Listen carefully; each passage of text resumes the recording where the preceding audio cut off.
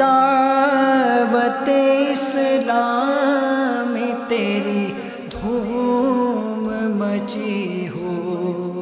ماشاءاللہ اشفاق مدنی ہمارے ساتھ الحمدللہ موجود ہیں۔ ماشاءاللہ یہ ہمارے اسلامی بھائی مدنی بھی ہیں، جی ہاں، جامعۃ المدینہ سے الحمدللہ فارغ التحصیل ہیں۔ اچھا حضور، مدنی ماحول میں کتنا عرصہ ہوا؟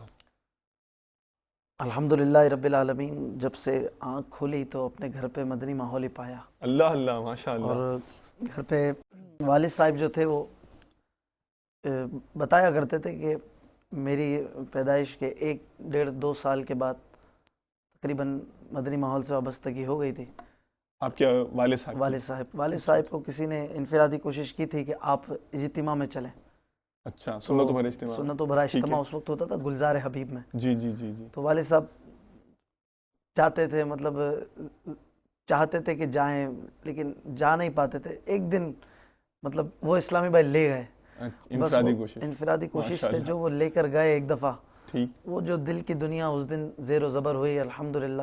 ایک ہی دن میں ایک اجتماع نے ایسا کام کیا کہ وہ جو امیر علیہ سنت کی محبت اور مدنی ماحول کی محبت بیٹھی کہ سارے گھر میں مدنی ماحول رچ بس گیا۔ اللہ اللہ، جب پھر ایک شعور پہ بیدار ہوا تو بچپن سے ہی اپنے گھر میں مدنی ماحول کو الحمدللہ ملاحظہ کیا، اور الحمدللہ والد صاحب کی وجہ سے ہی دیکھا کہ اور دیگر گھر کے خاندان کے افراد، جی جی الحمدللہ آج میں دیکھتا ہوں کہ ہمارے خاندان میں کوئی شاید ایسا نہیں ہوگا جس کی داڑھی نہ ہو، اور اس کی وجہ جو ہے یہ، یعنی جو مدنی ماحول سے وابستہ نہ ہو، اس کی وجہ یہی نظر آتی ہے کہ والد صاحب کو ماحول میں لے لیا، تو چونکہ والد صاحب جو تھے وہ ایک سربراہ کی حیثیت تھی، بڑے تھے ایج میں، تو وہ سب کو الحمدللہ دیگر چاچا اور دیگر جو رشتہ دار وغیرہ تھے ان کو بھی مدنی ماحول سے انہوں نے قریب کر دیا۔ گویا آپ ایک پہ انفرادی کوشش کرتے ہیں تو اس کے بدلے پورا خاندان اس کا ماحول میں آ جاتا ہے۔ ماشاءاللہ ماشاءاللہ، مرحبا۔ اچھا، تو یوں آپ نے مطلب الحمدللہ آنکھ کھولی تو درودوں کی صدائیں، نعتوں کی آوازیں، الحمدللہ۔ تو ایسا تو نہیں ہے کہ یہ نعت شریف کی جو یہ مطلب لگی ہے جو دھن، یہ بچپن میں ہی جب کانوں میں آوازیں پڑتی ہوں گی، اور ہمارے جو مشہور نعت خواں جیسے حاجی مشتاق مرحوم نگران شورا، ان کی کیسٹ ہو سکتا ہے سننی ہو آپ نے، چلتی ہوگی گھر میں، آواز میں کانوں میں آواز گئی اور شیدا ہو گیا میں نے بھی نعتیں پڑھنی ہیں، کہیں ایسا تو نہیں بچپن؟ الحمدللہ بچپن سے ان کی نعتیں چلتی تھی گھر پہ کیسٹ میں، اور ان کی جو الحمدللہ بے شمار نعتیں ہیں، کس کا تذکرہ کیا جائے، تو وہ نعتیں گھر پہ چلا کرتی تھی، تو بچہ جو ہوتا ہے وہ پڑھتا رہتا ہے، سیکھتا ہے۔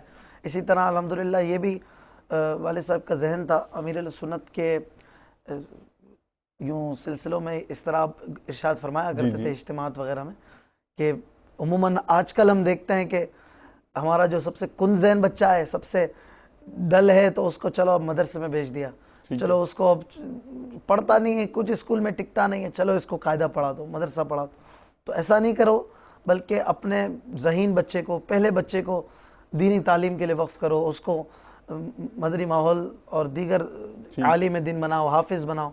اس طرح امیر علیہ سنت شروع سے ذہن دیا کرتے تھے، تو یہ ذہن بھی والد صاحب کا بنا کہ میں اپنے پہلے بچے کو جو ہے وہ حافظ قرآن بناؤں گا، اور عالم دین کی ترکیب انہوں نے سوچی ماشاءاللہ۔ تو اس کے تحت پھر الحمدللہ میں جب 4 سال کا ہوا، مجھے یاد ہے آپ ہی تو سب سے بڑے تھے؟ ہاں، میں اپنے گھر میں سب سے بڑا تھا یوں بھائی بہنوں میں۔ تو میرے والد صاحب نے 4 سال کی عمر میں مدرسۃ المدینہ میں داخلہ کروا دی۔ ماشاءاللہ ماشاءاللہ، الحمدللہ۔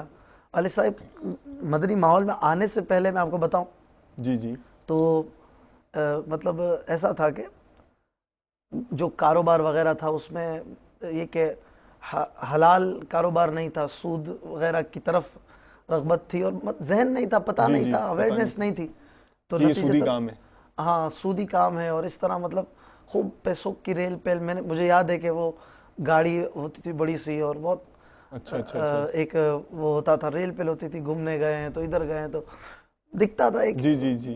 خیر بچپن کی وہ یاد ہے، میں بات کر رہا ہوں، آج بھی والدہ وغیرہ اور وہ جو ہیں دیگر خاندان کے لوگ وہ بتاتے ہیں۔ تو والد صاحب جب مدنی ماحول سے وابستہ ہوئے تو مدنی ماحول نے ایسا رنگ چڑھایا الحمدللہ کہ امیر علیہ سنت کی گفتگو نے، مدنی ماحول نے ایسا تبدیل کیا کہ آپ نے، میرے والد صاحب نے جو بھی سودی پیسے سے جو جو چیز لی تھی، گھر کا ایک ایک برتن، ایک ایک سوٹ، ایک ایک کپڑا، وہ تک نکال دیا، اچھا اور مطلب گھر پہ جو سمجھے کہ جیسے کہ نا سوئی تک نہیں رہنے دی سود کے پیسے کی، وہ ایسا کیا. ماشاء اللہ اور الحمدللہ کچھ بھی نہیں رہنے دیا.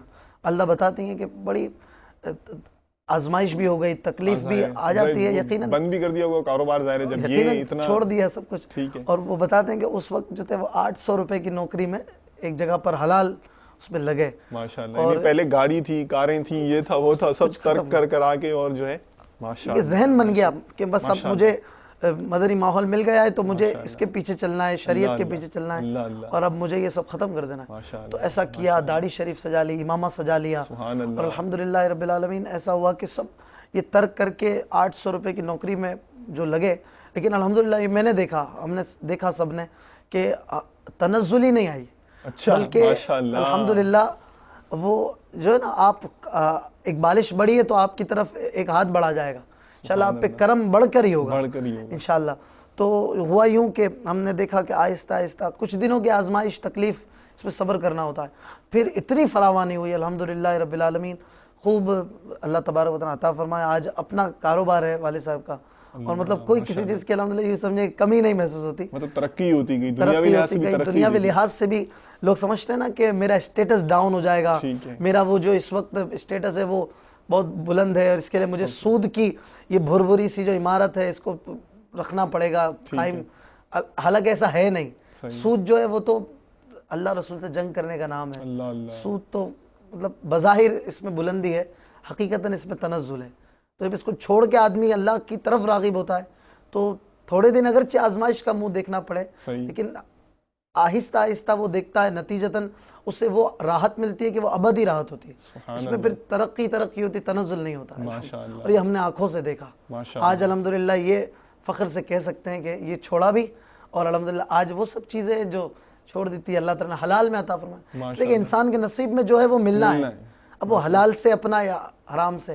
ابھی بھی گاڑی ہے الحمدللہ ماشاءاللہ. ٹھیک ہے. آپ کے ابو جان اتنے ماشاءاللہ مدنی ماحول میں رچ بس گئے تھے، اتنی ڈیپلی انوالو ہو گئے تھے، تو ظاہر ہے یہ بھی اور پھر یہ کہ ان کا ایسا پیارا ماشاءاللہ اسٹائل تھا، ایسی پیارے انہوں نے گھر میں بھی انفرادی کوشش کی کہ خاندان والے بھی جو ہے مدنی ماحول سے قریب ہونے شروع ہوئے. الحمدللہ.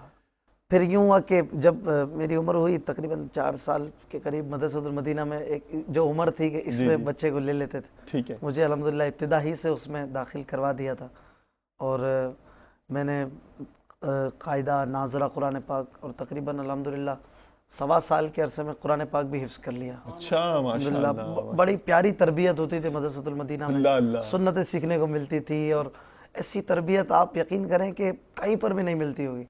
میں نے اسکول میں بھی پڑھا، دنیاوی تعلیم بھی ایک لیول تک الحمدللہ حاصل کی، لیکن یہ کہ جب تک قرآن ہی نہیں پڑھا تو کیا پڑھا، کیا فائدہ. آپ انجینئر بن گئے، ڈاکٹر بن گئے، سی اے کر لیا، ایسی سی اے کر لیا، آپ کو نماز پڑھنا ہی نہیں آتی، آپ کو رب کی بارگاہ میں قرآن پڑھنا نہیں آتا، آپ نے کیا کر لیا؟ اتنی بڑی ڈگری پا کے آپ نے مطلب کون سا کمال کر لیا؟ قرآن تو پہلے ہے نا. ہماری شریعت، آج ہمارے بچہ کتنا بڑا آدمی بظاہر بن گیا کیونکہ ڈاکٹر بن گیا، انجینئر بن گیا، لیکن وہ مسجد میں کھڑا نہیں رہ پاتا، پاکی ہی نہیں آتی اس کو کہ مسجد میں داخل ہو. تو کیا پڑھا اس نے؟ تو کچھ بھی نہیں پڑھا، کورا ہے یہ تو. تو الحمدللہ یہ احساس نہیں ہوتا، بلکہ دنیاوی تعلیم بھی ایک وقت میں حاصل کی، اور الحمدللہ یہ بہت ہی اچھا ہی کیا ہمارے پیرنٹس نے کہ قرآن پاک کی تعلیم دی، حفظ کروایا.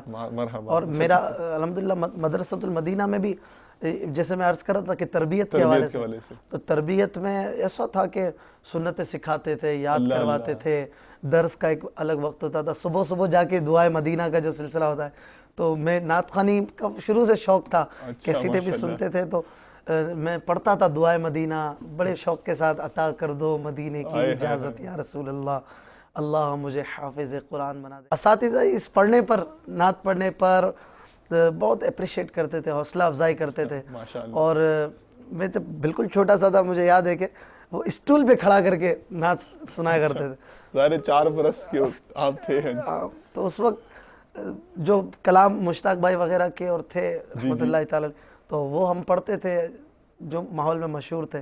تو قاری صاحبان بہت اس پر سراہتے تھے، تو یوں ذہن بنتا تھا کہ نعت پڑھنی چاہیے. اور تو الحمدللہ عز و جل ابتدائی سے نعت پڑھنے کا ذہن رہا ماشاءاللہ، اور جب تک حفظ کرتے رہے، مدرسے میں نعتیں پڑھتے رہے الحمدللہ. اچھا ماشاءاللہ ماشاءاللہ. تو کہیں ایسا ہوا کہ ہم نے دیکھا کہ مدرسۃ المدینہ کے جو مدنی منع تھے پیچھے جو ماضی کے مدنی منع تھے اب تو ماشاءاللہ مبلغ ہیں اور ذمہ داران ہیں، اور یہاں سلسلے میں بھی ان میں آمد ہوئی ہے، مختلف انہوں نے پہلو کے حوالے سے جو ہے بتایا کہ کسی نے کس کمپٹیشن میں شرکت کی، کسی نے کس کمپٹیشن میں شرکت کی. تو کبھی آپ کو بھی کسی مقابلے میں اس دوران نعت خوانی کے حوالے سے بھی مقابلے ہوتے تھے، اور کئی دفعہ مطلب یوں یاد پڑتا ہے کہ مقابلے محلوں میں، کبھی محلوں میں، اپنی برادری میں، لیکن وہ امیر اہل سنت کا ایک ذہن ہے نا کہ مقابلے کو آپ کا تو ایک الگ ہی انداز ہے کہ میرا بھائی جیت جائے، میں کیوں جیتوں، وہ جیت جائے. مقابلے میں یوں ہوتا ہے کہ نہیں میں ہی جیتوں، تو یہ کیفیت بھی آپ پسند نہیں فرماتے. خیر مقابلے جو ہوتے تھے اس میں حصہ لیتے تھے، اور قاری صاحبان بالخصوص پریفر کرتے تھے کہ یہ بچہ جائے گا، یا چند بچوں میں میرا بھی نام ہوتا تھا بھائی یہ.